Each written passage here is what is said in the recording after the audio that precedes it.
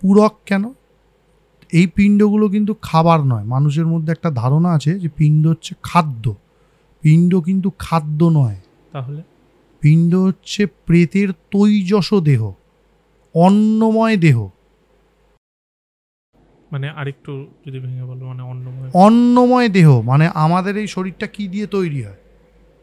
তোমার পেটটা ভরে কি দিয়ে? ভাত দিয়ে। খাবার, ভাত দিয়ে। একটা পরিষ্কার কথা, যে এক কথা বলে তুমি ভাত, আমি ধরে নিচ্ছি ভাত, অন্য জায়গায় অন্য দেশে রুটি খায়, তরকারি খায়, যাই খায়, আলটিমেট সেটা অন্ন, যেটাতে তোমার শরীর পুষ্ট হবে।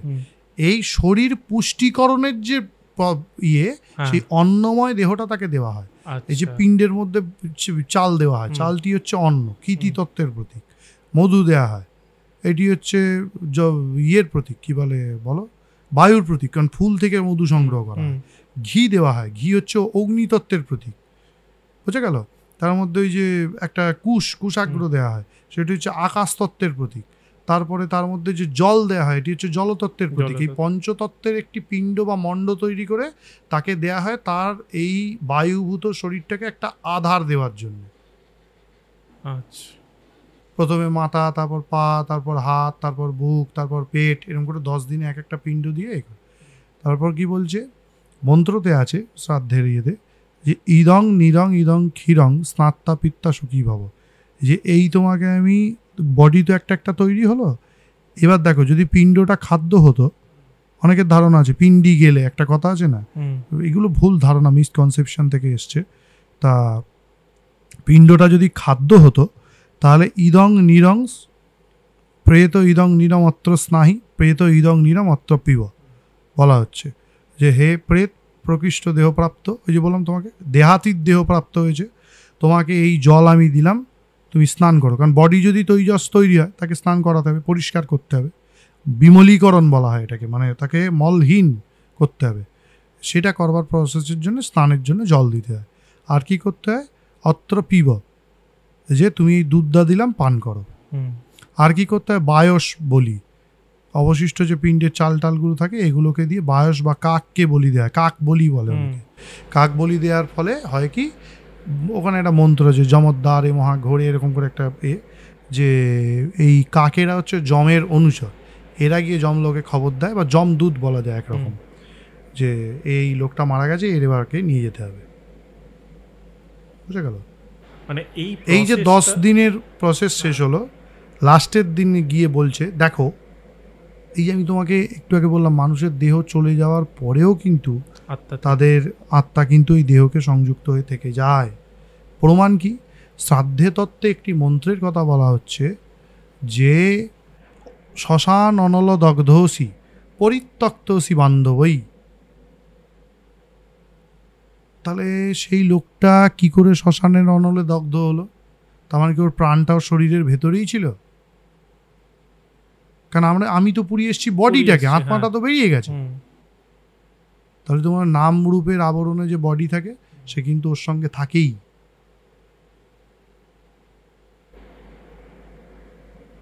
তোমাকে শ্মশানের অনলে তুমি দগ্ধ হয়েছো, তোমাকে বন্ধুগণ পরিত্যাগ করে চলে গেছে, এবার তোমাকে বলা হচ্ছে কাল এসো, বা নির্দিষ্ট দিনের পর এসো, আসবার পর তোমাকে আমি তোমার প্রথম অন্ন আহার যেটা হবে, ঠিক আছে, সেই শ্রাদ্ধ, অদ্য একদ্দিষ্ট শ্রাদ্ধ, আদ্য শ্রাদ্ধ বলা হয়, ঠিক আছে, অদ্য একদ্দিষ্ট শ্রাদ্ধ, একম উদ্দিশ্যম শ্রাদ্ধম। শ্রাদ্ধ মানে কি? অনেক কথা বলতে হবে। শ্রদ্ধার দান শ্রাদ্ধ মানে, ওই একদ্দিষ্ট শ্রাদ্ধ করা হয়। তারপর 1 বছর ধরে সেই প্রেতের ঊর্ধ্বগতি হয়, তারপরে 1 বছর পর তাকে বাৎসরিক শ্রাদ্ধ করা হয়, তারপরে প্রতি বছর ওই মৃত্যুতিথিতে তাকে সামবাৎসরিক শ্রাদ্ধ করা হয়। এরকম বিধি রয়েছে। আমি জাস্ট একটা তোমাকে প্রসেসটা বলবো, এই যে কেউ সুইসাইড করলো, এটা দর্শকের জন্য, কারণ অনেকের বাড়িতে এরকম হতে পারে, তারপর সে এই যজ্ঞটা করছে, তারপর কি গিয়ে, মানে যজ্ঞটা কমপ্লিট হওয়ার পর গিয়ে সে শ্রাদ্ধ করতে পারে? হ্যাঁ, তারপর করবে। আচ্ছা, তারপর করবে, হ্যাঁ। আগে এই বিষয়টা, এই যজ্ঞের বিষয়, এই হ্যাঁ, নারায়ণ বলি যাগ করতে হয়।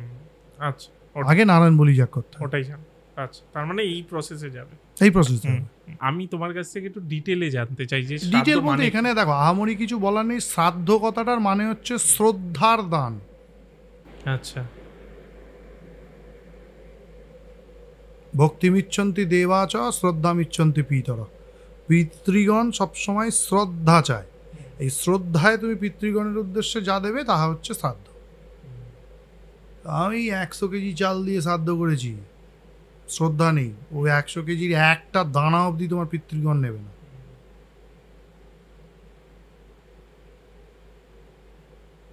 একটা দানাও নেবে না তোমার। শ্রদ্ধায় যা দান করা হয় তা হচ্ছে শ্রাদ্ধ। শ্রাদ্ধ শব্দটার অর্থ।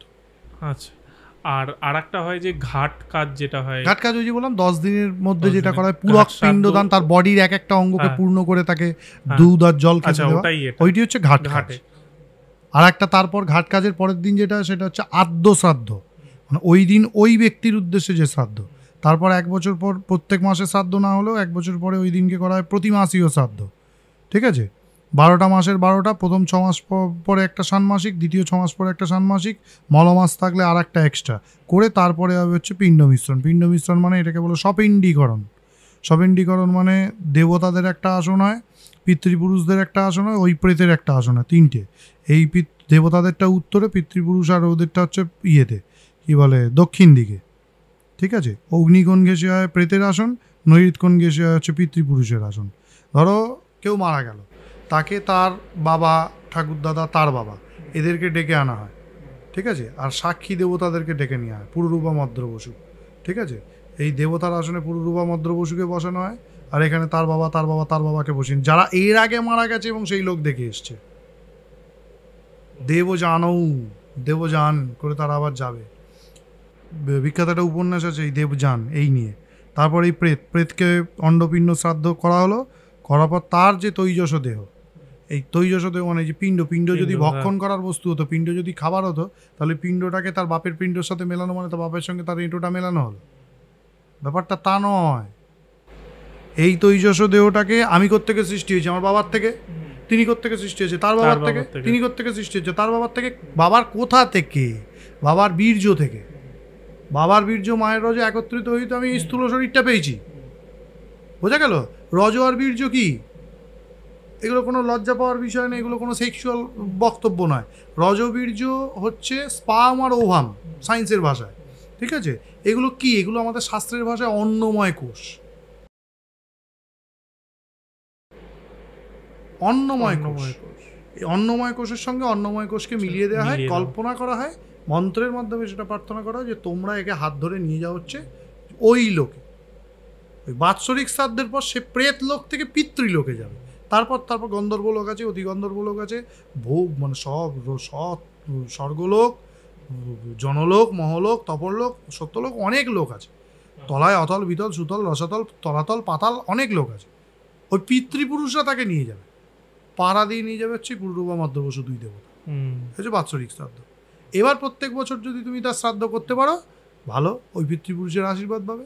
যদি না করো, কর্তব্য কেন করবে না? শাস্ত্র নির্দেশ দিয়েছে করবা, করাই উচিত। আচ্ছা, আর একটা ঘাট শ্রাদ্ধের ক্ষেত্রে দুটো জিনিস আমি আসছি।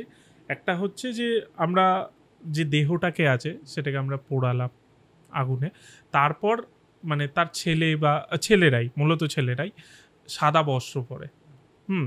এটা কেন পরে? আর দ্বিতীয়ত আমরা চুল, মানে আমরা না, মানে চুলদারি কাটা হয়। চুলদারি কাটা হয়। একটা কথা বলি, এই সময় এটাকে বলে অশৌচ। কি হতো, শোক সন্তপ্ত অবস্থা, তো বাবা মারা গেছে, খুব প্রিয়জন মারা গেছে, এই সময় যদি বড় চুলদারি থাকে, ঠিক আছে, এই সময় তেল মাখতে নেই। কেন মাখতে নেই আমিও জানি না। ঋষিরা লিখে গেছে তেল মাখবে না, চটি পড়বে না, গায়ে সাবান দেবে না, নানা রকম কথা লিখে গেছে। হব বেশি খাবে। অ্যাকচুয়ালি এই সময় শরীরে উত্তেজনা তৈরি হয়, আচ্ছা, বা চিক্কতা, চাকচিক্য তৈরি হয়, এরকম সব দ্রব্যকে বর্জিত করা হয়েছে।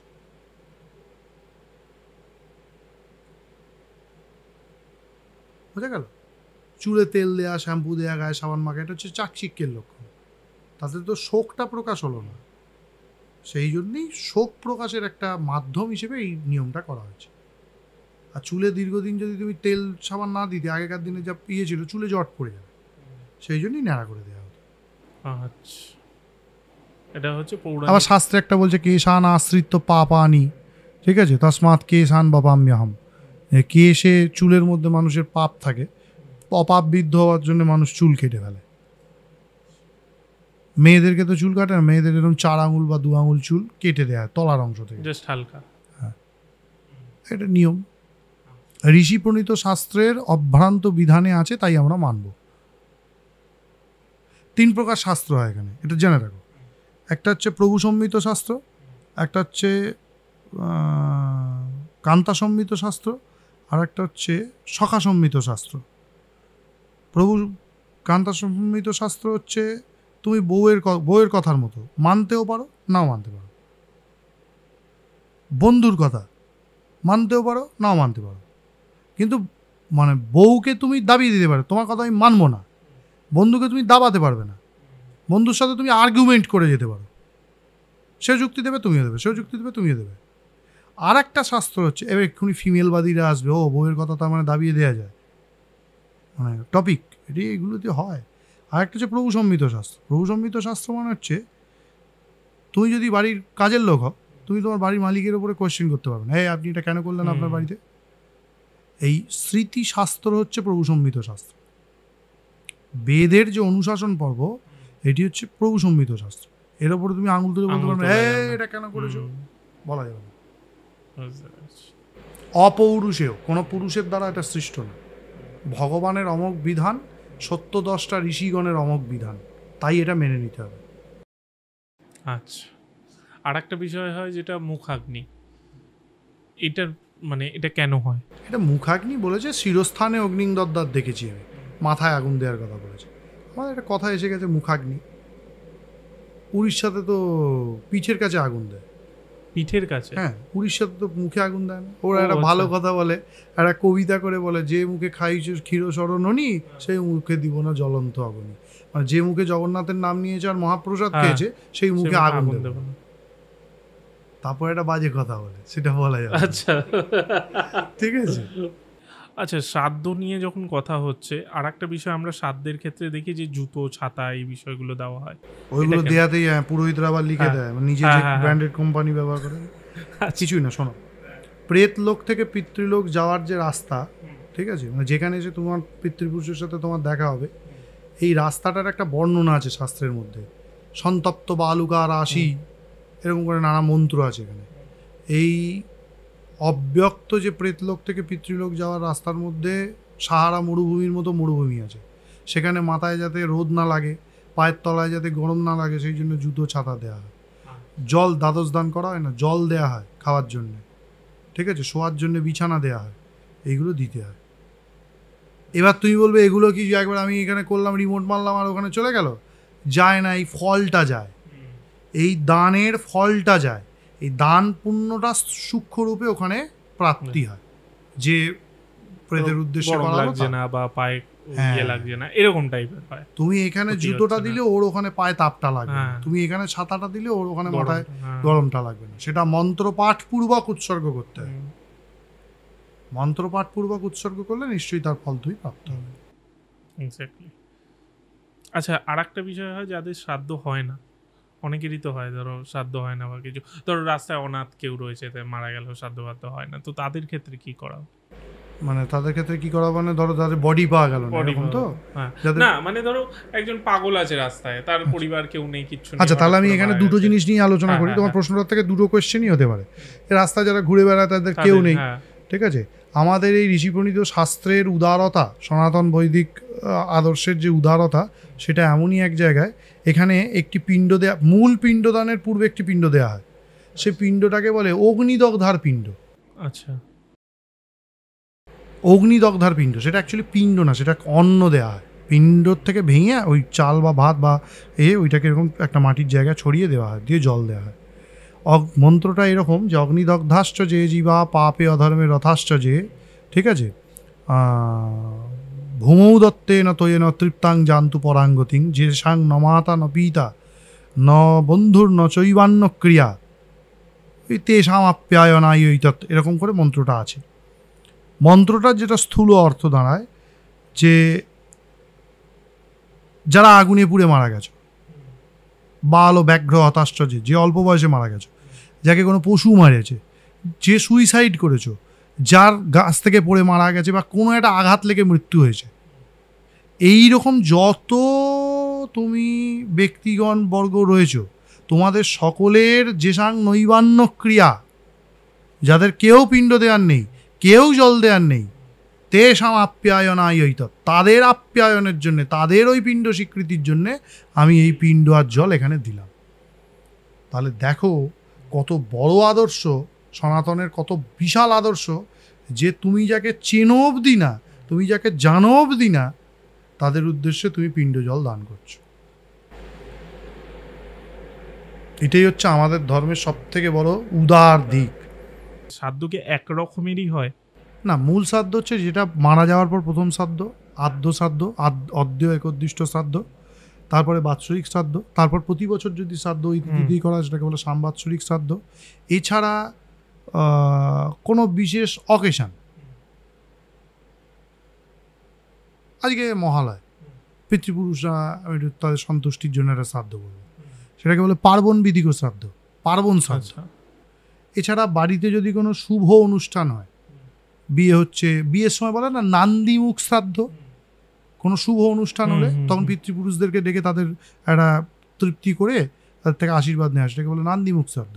এছাড়া সন্ন্যাস নেওয়ার আগে হয় আত্মশ্রাদ্ধ, কেউ বেঁচে থাকাকালীন তার কোনো উত্তরসূরি নেই, সেই অবস্থায় সে শ্রাদ্ধ করে নিতে পারে, ঠিক আছে, সেটিকে বলে জীবৎ শ্রাদ্ধ।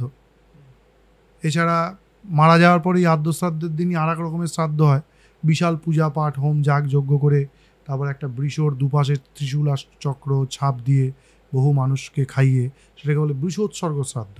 আচ্ছা। এছাড়া শ্রাদ্ধের মধ্যে সব থেকে বড় শ্রাদ্ধ আজ অব্দি আমি যেটা শুনেছি সেটা হচ্ছে দ্বিজ দম্পতি শ্রাদ্ধ। একটি ছেলে একটি মেয়েকে নিয়ে তাদেরকে পালন করতে হয়, করার পর তাদেরকে বিয়ে দিতে হবে। এই দু তরফের পুরো বিয়ে দেওয়ার টোটাল খরচাটা সেই শ্রাদ্ধকর্তা দেবে। আচ্ছা। এই কন্যাদান, পুত্র এবং মানে পুত্রকে কন্যার সঙ্গে যৌতুক দান ইত্যাদি, এবং এদের সব কিছু সংসার চালানোর খরচা, এমনকি সে যে বাড়িটায় থাকবে, হ্যাঁ, যে ভূমিদান হতো, ভূমিদান, গৃহদান, এই সব এগুলো এই লোকটাকে করতে হবে। দ্বিজ দম্পতি শ্রাদ্ধ সব থেকে টাফ এবং খরচা সাপেক্ষ সব থেকে বড় শ্রাদ্ধ। এগুলো কি এখনকার যুগে হয়? দ্বিজ দম্পতি শ্রাদ্ধের কথা এখনকার দিনে পুরোহিতরা শোনেইনি। 99টা পুরোহিতকে জিজ্ঞেস করে বলবো এ আবার কি শ্রাদ্ধ, শুনিনি তো কোনোদিন। বৃষোৎসর্গ অব্দি লোকে শুনেছে, বৃষোৎসর্গের পর আর কিছু শোনেইনি। এখন যেটা কমন হয় ওটা কি ওই বলে? আদ্য শ্রাদ্ধ, পার্বণ শ্রাদ্ধ উঠে গেছে, এখন আর কেউ করে না। সাম্বৎসরিক শ্রাদ্ধ করে না, আদ্য শ্রাদ্ধ, মারা গেলে 1 বছর পর বাৎসরিক শ্রাদ্ধ হলো। আর নান্দিমুখটা এখনো টিকে আছে, এখন আর নান্দিমুখও করে না, ভোজ্যোৎসর্গ করে গেছে। শ্রাদ্ধের অনুকল্পে বামুনরা শ্রাদ্ধের মালগুলো কিনে নিয়ে আসে, পয়সা করে দিয়ে একটা ভোজ্যোৎসর্গ হয়ে গেল শেষ। আচ্ছা, মহালয়ার কথা যখন তুমি তুললে, একটা বিষয় আসে যে তর্পণ, সেটাও তো পূর্বপুরুষকে জল দেওয়া বা এই প্রসেসটাই। এই যে ভাদ্র মাসের পূর্ণিমার পর 15 দিন, এই সময়টাকে বলে পিতৃপক্ষ।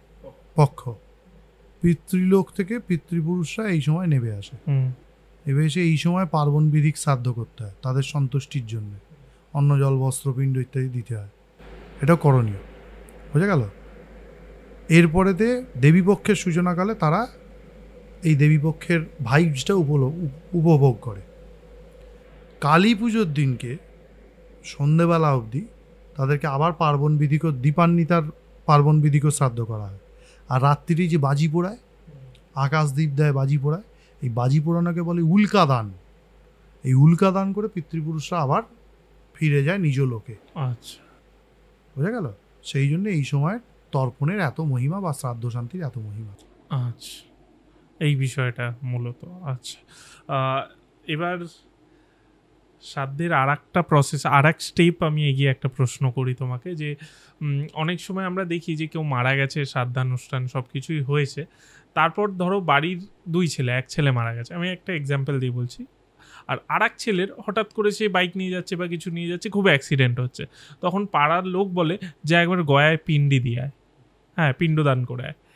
এই গয়ায় পিণ্ডদানের বিষয় যে কোনো অবস্থাতেই করা যায়। অ্যাক্সিডেন্ট হচ্ছে বলে না, তাহলে দেখতে হবে সেই ব্যক্তির হয়তো ওই মৃত্যুকালে কোনো দোষ পেয়েছিল, ওই দোষ পেলে অতৃপ্ত থাকে, তার কষ্ট হয়, সেই জন্য সেইগুলো করে। দেখেছি আমরা সাধারণত অতৃপ্তি নিয়ে মারা গেলেও হতে পারে এটা। তা গয়ায় পিণ্ডদান যে কোনো অবস্থাতেই করা যায়, কিন্তু গয়ায় পিণ্ডদানের অধিকারী আমি যতদূর জানি যে যদি কারোর বাবা বেঁচে থাকে তাহলে সে গয়ায় গিয়ে পিণ্ডদান করতে পারে না, আচ্ছা বাবা বেঁচে না থাকলে করতে পারে, ঠিক আছে। আর গয়া হচ্ছে ভগবানের বিষ্ণুর পাদপদ্ম, সেইখানে পিতৃলোকের কী বলবো পরিতৃপ্তিটা অনেক বেশি হয় বিষ্ণুর প্রসাদ এবং তুলসী এবং বিষ্ণুর পাদ্যদক বা যে চরণামৃত দিয়ে শ্রাদ্ধ করলে তাদের পরিতৃপ্তিটা অনেক বেশি হয়। এছাড়া নাভি গয়া বলা হয়, বিরজা পুরীর কাছে একটা জায়গা আছে যাজপুর, সেখানেও আর একটা গয়া আছে, সেখানেও এরকম পিণ্ডদানের মাহাত্ম্য আছে। এছাড়া পুরীর শ্রীমন্দিরে জগন্নাথের কাছেও পিণ্ডদানের মাহাত্ম্য আছে। এছাড়া ভারতবর্ষের পুষ্কর তীর্থে পিণ্ডদানের মাহাত্ম্য আছে এবং বিভিন্ন জায়গায়, শুধু গয়া বলে না, বিভিন্ন জায়গায় তুমি পিতৃপুরুষ বা কোনো ব্যক্তির জন্য যদি সে অতৃপ্ত থেকে থাকে, যদি নাও থেকে থাকে তাহলেও তুমি গিয়ে পার্বণ শ্রাদ্ধ করতে পারো, তাতে কোনো সমস্যা নেই, তাতে লাভ হয়। হ্যাঁ, ওই অক্ষয় পরিতৃপ্তি লাভ হয়। মানে সেটা কি যে ক্ষতিটা হচ্ছে সেটা হবে না? হ্যাঁ, মূলত সেটা করে, সেটা একটা সেটা কাটায়, সেটা কেটে যায়। ওই যে অক্ষয় সারা জীবনের মতো তার পরিতৃপ্তি লাভ হয়ে গেল, তাহলে সে আর ডিস্টার্ব করবে না। ডিস্টার্ব করলেই যেতে হবে এমন নয়, তুমি এমনিও গিয়ে করতে পারো, হ্যাঁ সেটাই, এমনিও তুমি গিয়ে করতে পারো। সেটাই অনেকের ধারণা আছে কেউ মারা গেলেই গয়া গিয়ে পিণ্ডি দিয়ে আসে, এটা কিন্তু ভুল ধারণা। আচ্ছা, এটাই প্রসঙ্গে বলে রাখা দরকার। আদ্য শ্রাদ্ধ বাৎসরিক শ্রাদ্ধ না হলে গয়া গিয়ে পিণ্ডি দিলে ও পিণ্ডির পিণ্ডি, ওটা কিছু গ্রান্টেড কিছু লাভ নেই, কোনো লাভ নেই। মানে মিনিমাম 1 বছর হবে তারপর ও পুরো আদ্য শ্রাদ্ধ, ঘাট শ্রাদ্ধ, আদ্য শ্রাদ্ধ, মাসিক শ্রাদ্ধ, শ্রাদ্ধ যদি করে থাকো, আমার পণ্ডিত মশাইরা বলেছে প্রথম সাম্বাৎসরিকটাও করে ফেলতে হবে, মানে তারও 1 বছর, মানে মারা যাওয়ার 2 বছরের আগে পিণ্ড দেওয়া যায় না গয়ায়, আমার পণ্ডিত মশাইরা যেটা বলেছে। এরকমই বিভিন্ন আরও ক্লিপস পাওয়ার জন্য, আরও বিষয়ে জানার জন্য আমাদের এই চ্যানেল ইউটিএস ক্লিপসকে অবশ্যই সাবস্ক্রাইব করুন।